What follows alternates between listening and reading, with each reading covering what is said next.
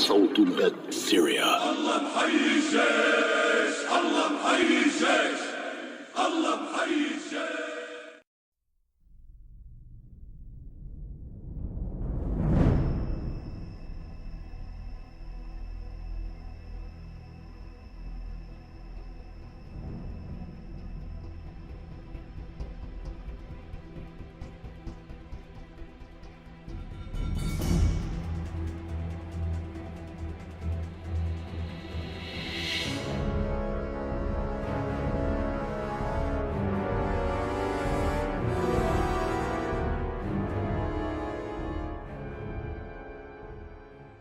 And that's why I wanted to speak to you today about the new world taking shape around us, about the prospects for a new world order now within our reach.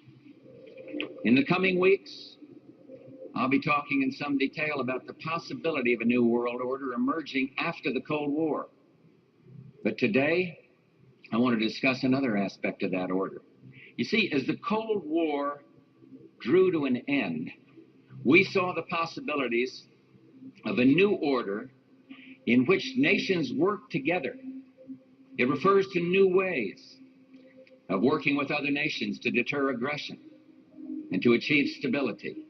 As old threats recede, new threats emerge. The quest for the new world order is in part a challenge to keep the dangers of disorder at bay. We must build on the successes of Desert Storm to give new shape and momentum to this new world order. Only when this transformation is complete will we be able to take full measure of the opportunities presented by this new and evolving world order. The new world order really is a tool for addressing a new world of possibilities. This order gains its mission and shape not just from shared interests, but from shared ideals. We gather tonight, witness to events in the Persian Gulf as significant as they are tragic. In the early morning hours of August 2nd, following negotiations and promises,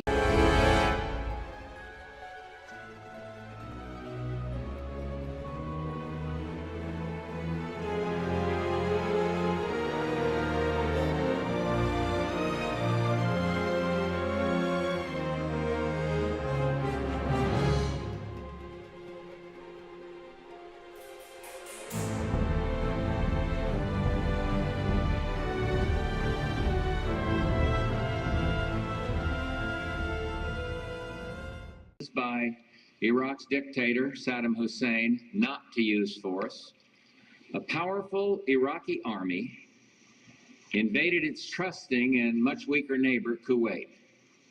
Within 3 days, 120,000 Iraqi troops with 850 tanks had poured into Kuwait and moved south to threaten Saudi Arabia.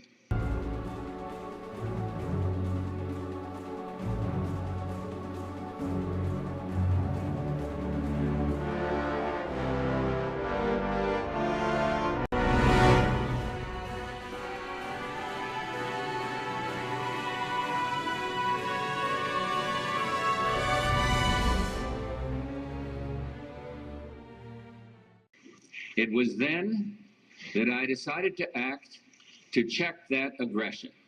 These valiant Americans were ready at a moment's notice to leave their spouses and their children to serve on the front line halfway around the world.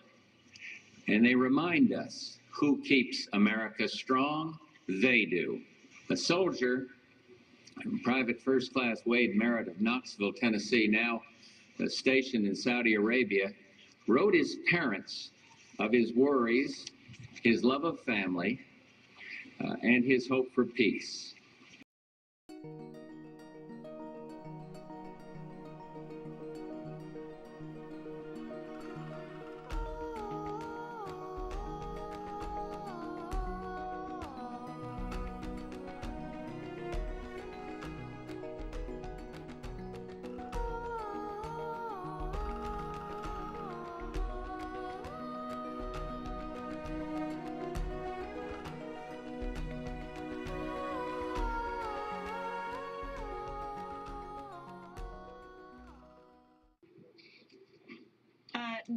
I wanted to ask you about the issue of depleted uranium.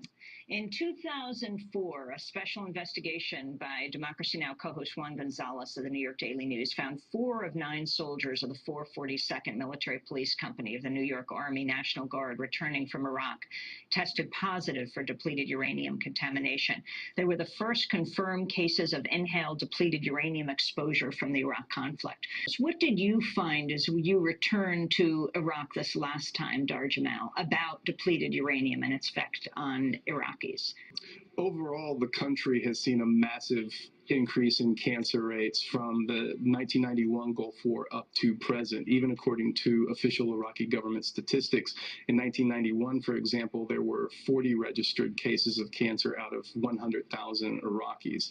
By 1995, 4 years after that war, that number had jumped to 800 out of 100,000 Iraqis. And then by 2005, as that we number show, had doubled. Dar, as you speak, I just want to say we're going to be showing images, and I want to warn our TV audience, for our radio listeners, if you want to go to the website, you'll be able to see the kind of images that that you captured, Dar, when you were in Iraq. Go ahead, keep saying what you were saying.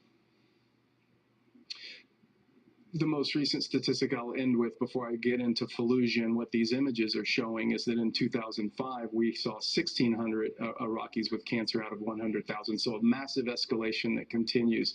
And going on to Fallujah, because I wrote about this a year ago and then I returned to the city again this trip, we are seeing an absolute crisis of congenital malformations of newborn. There is one doctor, a pediatrician named Dr. Samira Alani, working on this crisis in the city. She's the only person there registering cases, and she's seeing horrific birth defects. I mean, these are extremely hard to look at. They're extremely hard to bear witness to, but it's something that we all need to pay attention to because of the amount of depleted uranium used by the U.S. military during both of their brutal attacks on the city of 2004, as well as other toxic munitions like white phosphorus, among other things.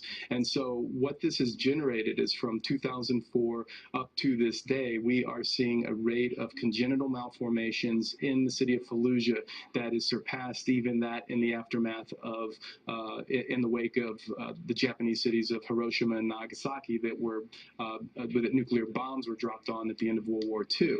So Dr. Samir Alani actually visited with doctors in Japan, comparing statistics, and found that the amount of congenital malformations in Fallujah is 14 times greater than the same rate measured in the cities of Hiroshima and Nagasaki in Japan in the aftermath of the nuclear bombings. These types of birth defects, she said, there are types of congenital malformations that she said they don't even have medical terms for, that some of the things they're seeing they've never seen before. They're not in any of the books or any of the scientific literature that they have access to.